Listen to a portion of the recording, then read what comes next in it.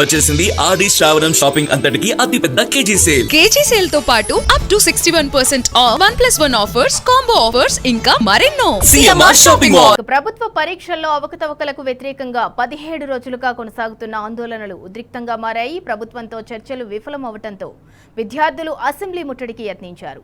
JSSC, సీజేఎల్ పరీక్షల రద్దు, CBI దర్యాప్తుకు demand చేస్తూ ర్యాలీ నిర్వహించారు. అసెంబ్లీ ముట్టడిలో భాగంగా ఆందోళనకారులు భద్రతా బలగాలు ఏర్పాటు చేసిన బ్యారికేడ్లను దాటేందుకు ప్రయత్నించారు. ఇక దీంతో పోలీసులు వాటర్ కెనాల్లను ప్రయోగించి వారిని వెనక్కి పంపే ప్రయత్నం చేశారు.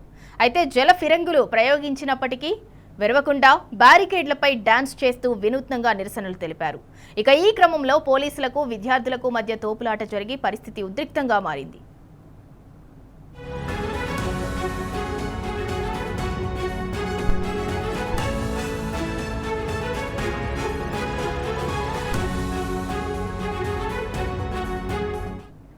తమ ప్రధాన డిమాండ్లపై స్పష్టమైన నిర్ణయం వచ్చే వరకు ఉద్యమాన్ని విరమించేది లేదంటున్నారు విద్యార్థులు.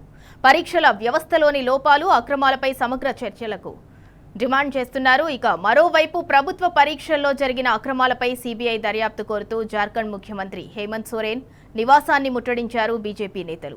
దీంతో రంగంలోకి దిగిన పోలీసులు నిరసనకారులను అదుపులోకి తీసుకున్నారు. ఉద్రిక్తతల నేపథ్యంలో రాంచీలో భద్రతను కట్టుదిట్టం చేశారు. నగరంలో 144 సెక్షన్ అమల్లోకి తెచ్చారు. అసెంబ్లీ పరిసర ప్రాంతాల్లో భారీగా బలగాలను మోహరించారు.